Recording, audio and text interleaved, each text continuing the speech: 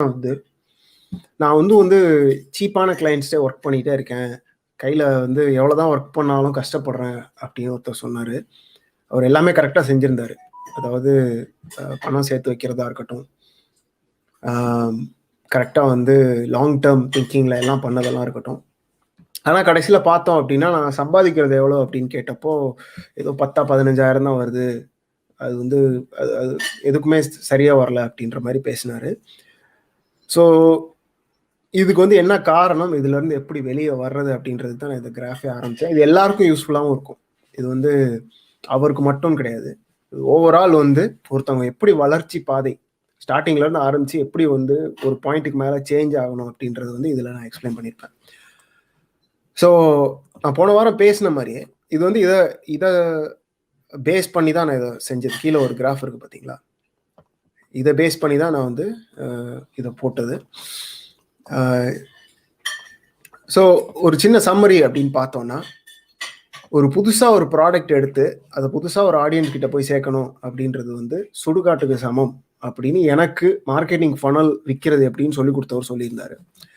இதுக்கு என்ன காரணம் அப்படின்னா, சுடுகாடுனா உடனே வந்து ஐயோ அதை செய்யவே கூடாதா அப்படின்லாம் கிடையாது. எல்லாரும் ஸ்டார்ட் பண்றது இங்கே தான். ஓகே, இங்கே தான் ஆரம்பிக்கிறோம். ஆனால் என்னன்னா, இதில் வந்து உங்களுக்கு பெரிய சக்ஸஸ் எதுவும் கிடைக்காது. உங்களுடைய கோல் என்னவா இருக்கணும் அப்படின்னா, சக்ஸஸ்ஃபுல் ப்ராஜெக்ட்ஸ், அதாவது நீங்கள் செய்கிறது மூலமாக கிளைண்ட்டுக்கு ரிசல்ட் வந்திருக்கணும். அதுதான் உங்கள் கோல். சரிங்களா? இதனால தான் வந்து இப்போ ஒருத்தவங்க வேலை பார்க்குறாங்க அப்படின்னா, நான் ஒரு பெரிய கம்பெனியில் வேலை பார்த்தேன் அப்படின்னு சொல்கிறாங்கன்னா ஏன் சொல்கிறாங்க? நான் கூகுளில் வேலை பார்த்தேன், ஃபேஸ்புக்கில் வேலை பார்த்தேன்னு ஏன் சொல்கிறாங்க? ஏன்னா அவங்களாம் சக்ஸஸ்ஃபுல். அதாவது நிஜ வாழ்க்கையில் நடக்கிற சில விஷயங்களை வந்து செய்கிறாங்க. அது மூலமாகவே நிறைய வந்து ஆப்பர்ச்சுனிட்டிஸ் ஓப்பன் ஆகும். நீங்கள் அதே வேலையை கூகுளில் செஞ்ச அதே வேலையை வேற ஒரு ஃபெயிலான ஒரு ஸ்டார்ட் அப்பில் யாருக்குமே தெரியாத கம்பெனியில் வேலை பார்த்தீங்கன்னா, என்னதான் நீங்கள் அதே வேலையை பார்த்துருந்தாலும் வெளியே இருந்து பார்க்குறவங்க உங்களை வேற மாதிரி தான் பார்ப்பாங்க. ஸோ அதுதான் வந்து மெயினான டிஃப்ரென்ஸ். ஓகே, தீபக் வணக்கம். தீபக் வந்துட்டு உடனே பாய் ப்ரோன்னு சொல்லிட்டாரு. ஓகே, ஸோ அந்த கான்செப்டை மொதல் புரிஞ்சுக்கோங்க. ஓகே, நீங்கள் எவ்வளோதான் நீங்கள் வந்து ஒர்க்கெல்லாம் சேமாக பண்ணாலும் கடைசியில் ரிசல்ட் வேணும். ஒரு விதமான ஒரு அந்தஸ்து தேவைப்படுது. ஒரு சக்ஸஸ்ஃபுல்லான கம்பெனிலையோ சக்ஸஸ்ஃபுல்லான பிராண்டு கூடயோ வேலை பார்க்கும்போது தான் உங்களை வெளியே இருந்து பார்க்குறவங்க வந்து சரி இவங்களை நம்பி வந்து இன்னும் ப்ராஜெக்ட் கொடுக்கலாம் அப்படின்னு நினைப்பாங்க. அதே மாதிரி அந்த அந்த நிலைமையில என்ன ஆகும் அப்படின்னா, ஒரு சக்ஸஸ் இன்னும் பல சக்ஸஸ்களை கொண்டு வரும். ஓகே, இல்லை ஆப்பர்ச்சுனிட்டிஸை கொண்டு வரும். அப்போ அதே மாதிரி அந்த ஆப்பர்ச்சுனிட்டிஸில் நீங்கள் சக்ஸஸ் பண்ண இன்னும் ஆப்பர்ச்சுனிட்டிஸ் வரும். ஆனால் அதை சரியாக செய்யணும்.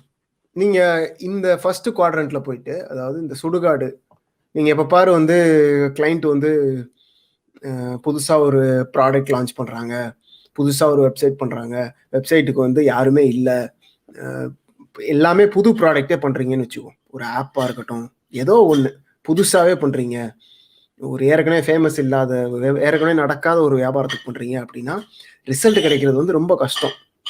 ஏன்னா எத்தனை வியாபாரங்கள் வந்து லான்ச்சே ஆகாமல் அதாவது ஃபெயில் ஆகுது அப்படின்றது வந்து உங்களுக்கு நான் சொல்லி புரிய வைக்க முடியாது.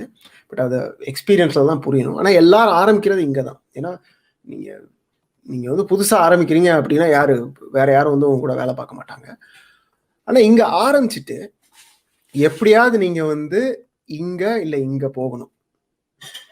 ஓகே, அது எப்படி அப்படின்னா, இப்போ ஒன்ஸ் நீங்கள் வந்து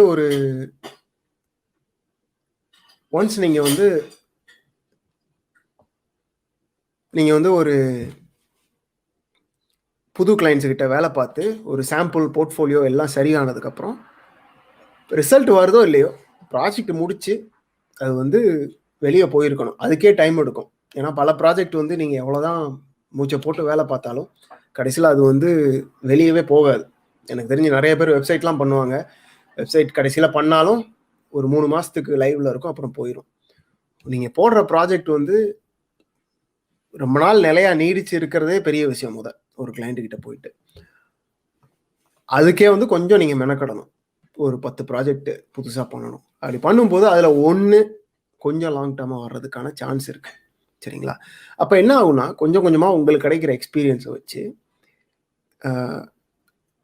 ஏற்கனவே நடக்கிற பிசினஸ்ஸுகள், அதாவது ஏற்கனவே வந்து சக்சஸ்ஃபுல்லா இருக்கிற பிசினஸ்கள், புதுசா ஒரு ப்ராடக்ட் ரிலீஸ் பண்ணும்போது, அவங்க கூட நீங்க வேலை பார்க்கலாம். சரிங்களா?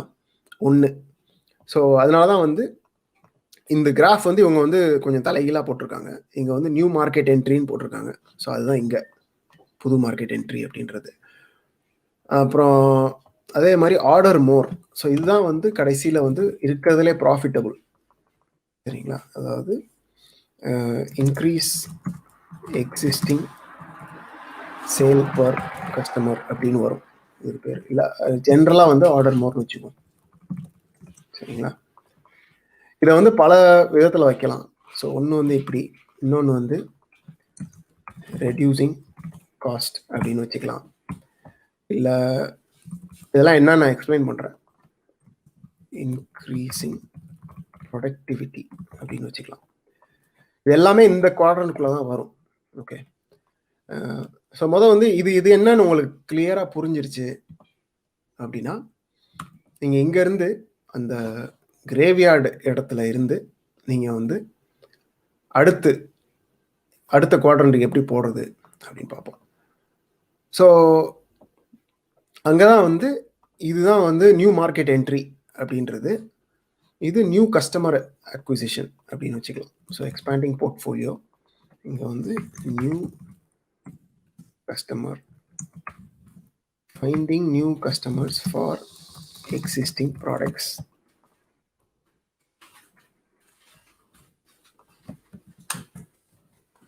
இதெல்லாம் பார்த்துக்கிட்டு இருக்கும்போது உங்களுக்கு என்ன இது என்னென்னமோ சொல்றாரு, உங்களுக்கு புரியவே இல்லை அப்படின்னு தோணுச்சுன்னா, கொஞ்சம் ஒரு ஸ்டெப் பேக் எடுத்துட்டு பாருங்க. மறுபடியும் நான் ஒரு சம்மரி சொல்றேன். இது என்ன அப்படின்னா, நீங்க வேலை பார்க்குற எல்லா கிளைண்ட்டுமே இந்த 4 கட்டத்துல ஒரு கட்டத்துல தான் உழுவாங்க. சரிங்களா? ஸ்டார்ட் அப் கூட வேலை பார்க்குறேன், காசே இல்லாத பிஸ்னஸ், ஒரு சேல் கூட நடக்கல, இனிமேல் தான் வந்து ஒரு விஷயத்த ரிலீஸ் பண்ணி அது மூலமா பணம் சம்பாதிக்கவே ஆரம்பிக்க போறேன், ஃபர்ஸ்ட் சேலே நடக்க போகுது அப்படின்னா அது இங்க. ஏன்னா இதுவும் நியூ. அதாவது புதுசா ஒரு ப்ராடக்ட்டோ இல்லை சர்வீஸோ எடுத்துக்கொண்டு போய் புதுசா அதுக்கான ஆளுகளை தேடி விற்கிறது. ஸோ அதுதான் வந்து நியூல இருந்தா அது சுடுகாட்டுக்கு சமம். ஆனா எல்லாரும் இங்க தான் ஆரம்பிக்கணும். அவ்வளவுதான் சம்மரி. நீங்க இங்கேயே நின்றுட்டே இருந்தீங்கன்னா, இந்த கட்டத்துக்குள்ளே இருந்துட்டு இருந்தீங்கன்னா உங்களுக்கு வந்து என்ன சொல்றது, அடுத்த கட்டத்துக்கு போகவே முடியாது. ஓகே, இங்க இருந்து இங்கேயோ இல்லை இங்கேயோ நீங்க வரணும். அதாவது ஏற்கனவே இருக்கிற பிசினஸ்க்கு புதுசா கஸ்டமர் கண்டுபிடிக்கிறது, அந்த வேலைக்கான விஷயங்களை செய்யலாம். இல்ல ஏற்கனவே இருக்கிற மார்க்கெட்டுக்கு, ஸோ ஆக்சுவலி நான் இங்க கொஞ்சம் குழப்பமாயிடுச்சு. Okay, new market entry, new customer acquisition, okay, upgrade, okay, அப்செல்னு ஒரு விஷயம் இருக்கு, அது வேற விஷயம். இது வந்து இங்க வரும், கொஞ்சம் தப்பு பண்ணிட்டேன். ஓகே, இது வந்து new products for existing customers.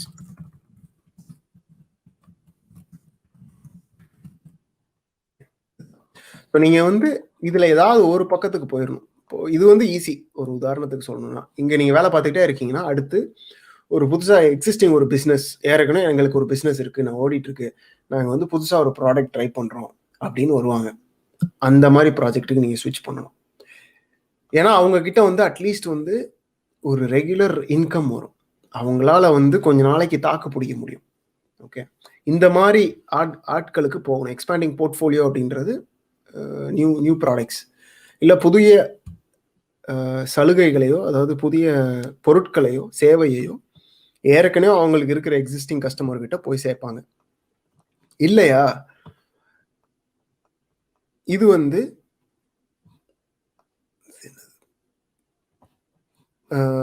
இருக்கிற products, existing products and service ஏற்கனவே அவங்ககிட்ட இருக்கும். இப்போ ஒரு உதாரணத்துக்கு ஹோட்டல் நடத்துறாங்க அப்படின்னா, அவங்க என்ன சொல்லுவாங்கன்னா, எங்க ஹோட்டலுக்கு வந்து இன்னும் ஆட்கள் வேணும் அப்படின்றதான் வந்து லீட் ஜெனரேஷன். அவங்களுக்கு புதுசா கஸ்டமர் கிடைக்கிறதுக்காக நீங்க என்ன செய்யலாம் அப்படின்றது. இன்னும் உங்களுக்கு வந்து ஒரு மாதிரி கன்ஃபியூசிங்கா இருக்கு அப்படின்னா, உங்க மைண்ட்ல நீங்க செய்யற வேலை இந்த நாள்ல ஏதாவது ஒரு இடத்துல விழணும். எனக்கு புரியவே இல்ல, எனக்கு மைண்ட்ல செட்டே ஆகல அப்படின்னு நினைச்சீங்கன்னா, நீங்க இன்னும் என்னுடைய பழைய வீடியோஸ்லாம் நெறையா பார்க்கணும். அல்லது நீங்க வந்து ஒரு கிளையண்ட் என்ன எதிர்பார்க்குறாங்களோ, அதுக்கும் நீங்க என்ன டெலிவர் பண்றேன்னு நினைக்கிறீங்களோ, அதுக்கும் ஒரு பெரிய கேப் இருக்கு. அந்த கேப் இருக்கு அப்படின்னு தெரியாமலே நீங்க ஆப்பரேட் பண்ணிட்டே இருக்கீங்க. அப்போ வந்து உங்களுக்கு சக்சஸ் கிடைக்க வந்து ரொம்ப வாய்ப்பு வந்து ரொம்ப கம்மி. நீங்க என்ன பண்ணாலும் சரி, அது இந்த நாள்லயும் ஏதாவது ஒரு இடத்துல விழுறத நீங்க பார்க்க முடியும். ஓகே. இது கன்டின்யூ போவும். ஸோ நீங்க பண்றது என்னவா இருந்தாலும், ஸோ நான் கொஞ்சம் எக்ஸாம்பிள் குடுக்க போறேன். ஒரு ஒரு உதாரணத்துக்கு நீங்க வீடியோ எடிட்டிங் பண்றீங்க அப்படின்னு வச்சுக்கோங்க.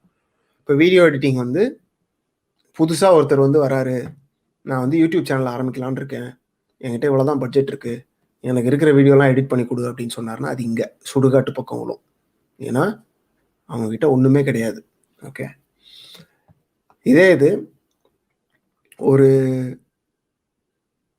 ஒரு வெட்டிங் ஃபோட்டோகிராஃபர் இருக்காரு. ஒரு உதாரணத்துக்கு. இப்போ அவங்களுக்கு நீங்க வந்து வீடியோ எடிட்டிங் பண்ணி தரீங்க அப்படின்னா, அவங்க கிட்ட ஏற்கனவே வந்து ஒரு மார்க்கெட் இருக்கு. சரிங்களா? அதாவது ஏற்கனவே வந்து ஒரு சேவை இருக்கு அவங்க கிட்ட. அந்த சேவையில நீங்க எக்ஸ்ட்ராவா ஏதாவது குடுப்பீங்கன்னா, அது வந்து இங்க விழும். ஓகே. இல்ல நான் வந்து ஏற்கனவே வந்து அவர் ஒரு வீடியோ எடிட்டிங்க்கு ஆள் வச்சிருக்காரு. நானும் அதான் பண்ண போறேன் அப்படின்னா, அதுக்கு பேரு ஃப்ரீலான்சிங் கிடையாது.